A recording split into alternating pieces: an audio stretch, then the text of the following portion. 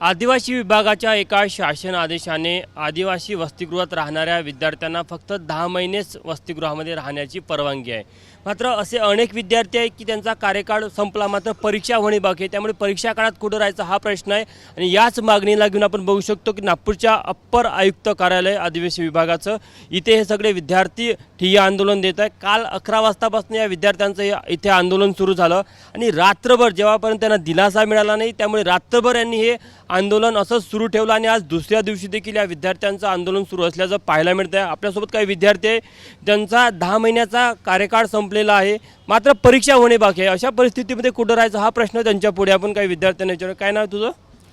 माझं नाव मैना सलामे, मी MSW second इयरची विद्यार्थिनी आहे आणि अजूनपर्यंत युनिव्हर्सिटीचे पेपर्स झालेले नाही। 10 महिने हॉस्टेलचे कार्यकाळ संपल्यामुळे त्यांनी अजूनपर्यंत आम्हाला DBT दिलेले नाही आणि खानावळसाठी असो की राहण्यासाठी आम्ही आता एक्झामसाठी जाऊ तेव्हा आम्हाला लागणारे खर्च आहे तर ते अजूनपर्यंत म्हणजे आम्हाला दिले नाही आहे। तर आम्ही काय करायचं, आम्ही जेवण कुठे करायचं, आम्ही राहायचं कुठे, म्हणजे आम्हाला अनेक वसतिगृहात राहू देते का या काळामध्ये? तुम्हाला 10 महिन्याच्या वर झालं तर वसतिगृहात राहू देतं?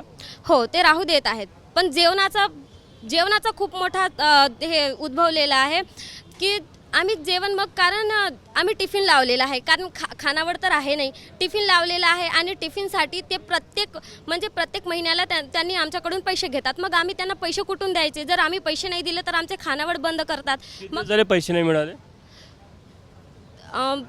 म्हणजे 1 महिन्याचा नाही मिळालेला आहे। आणि आता पुढे एक्झाम आहे आणि त्याचे पैसे मिळणार नाही, त्यामुळे कुठे जेवण करायचं हा एक प्रश्न आहे। ते स्वतःच्या खिशातनं खर्च करावं लागेल। हो, आम्ही स्वतःच्या खिशातनं खर्च करत आहोत। आता आमचे आई वडील काही नोकरीमध्ये नाही, तेंदूपान तोडणारे, नवशे मिळवणारे आणि शेती करणारे असे पालक आहेत। ते आम्हाला कुठून इतके पैसे देतील की आम्ही अशा एका विभागस्तरीयमध्ये म्हणजे खानावळचं पैसे पुरवू शकू? आम्हाला म्हणजे खूप समस्या उद्भवते। तुझं नाव काय?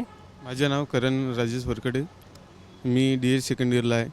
सर, आम्हाला 10 महिने होऊन गेले पण अजूनपर्यंत म्हणजे कसं आता DPT 10 महिन्याचीच मिळाली आणि त्याच्यानंतर कसे आता 1 महिना आणि त्यांच्यानंतर आमचे पेपर 6व्या महिन्यापर्यंत जाऊन राहिले।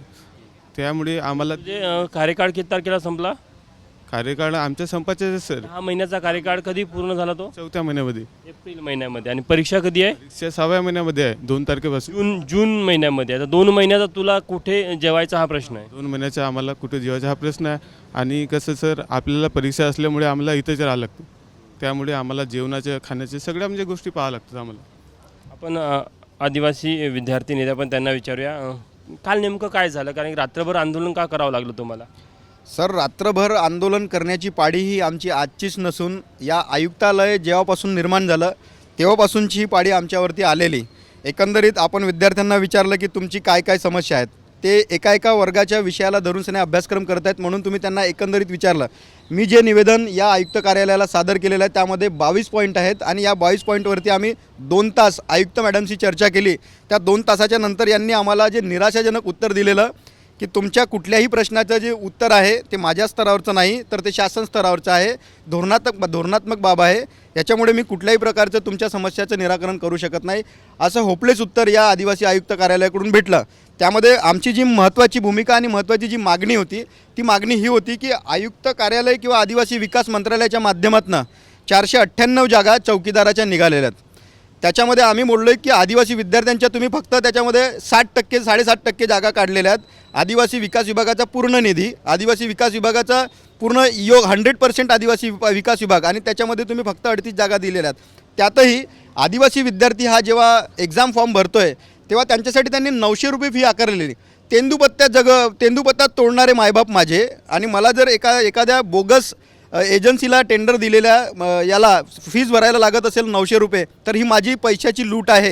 हे आदिवासी विकास मंत्र्याला, महाराष्ट्र शासनाला आणि आमच्या सचिवालयात बसलेले जितके होपलेस सेक्रेटरी आहे, गांजा पिऊन हे GR काढणारे, या सर्वांना आव्हान आहे। पुढची भूमिका काय? पुढची भूमिका सर, जोपर्यंत आम्ही ज्या 22 बिंदूवरती यांच्याशी चर्चा केली या समस्या जोपर्यंत सुटणार नाही आम्ही संपूर्ण महाराष्ट्रातले आदिवासी विकास विभाग, आदिवासी वसतिगृह आणि आदिवासी समाज हा रस्त्यावर उतरवण्याचा पूर्ण आज प्रयत्न करणार। आम्ही आज शनिवार आहे आणि उद्या सुट्टी आहे म्हणून आंदोलन पाठीमागे घेणार अशातली काही भूमिका नाही। आदिवासी समाजाच्या विद्यार्थ्यांनी संघर्ष हा सुट्टी शोधून सन्या केलेला नाही तर संडेलाही आमचं आंदोलन सुरू असेल। जोपर्यंत शासन प्रशासन जसं आयुक्त मॅडम आम्हाला सांगतात की शासन प्रशासनच्या स्तरावरची गोष्ट आहे, शासन प्रशासनाचा चेहरा कसा असतो, ते कसे बोलतात आणि कसे निर्णय घेतात, हे जोपर्यंत आमच्याशी डायलॉग करत नाही किंवा आमची राऊंड टेबल कॉन्फरन्स लावू शकत नाही तोपर्यंत आम्ही इथून हलणार नाही, ही आमची ठाम भूमिका आहे. आपण बघू शकतो की या विद्यार्थ्यांच्या ज्या मागण्या आहेत त्या जेव्हापर्यंत पूर्ण होणार नाही तेव्हापर्यंत हे विद्यार्थी अशाच प्रकारे इथे ठिय्या आंदोलन देत राहील अशी भूमिका त्यांनी घेतलेली आहे. आता आज शनिवार आणि उद्या रविवार 2 दिवस सुट्ट्या आल्या, त्यामुळे पुढचे 2 दिवस तरी हे आंदोलन असंच राहील असं चित्र दिसत आहे. सोमवारी यावर काही तोडगा निघतं का हे देखील बघणं महत्त्वाचं राहणार आहे. कॅमेरामॅन मिथुन आत्मनेसह तुषार कोहळे, ABP माझा, नागपूर. ABP माझा, उघडा डोळे बघा नीट.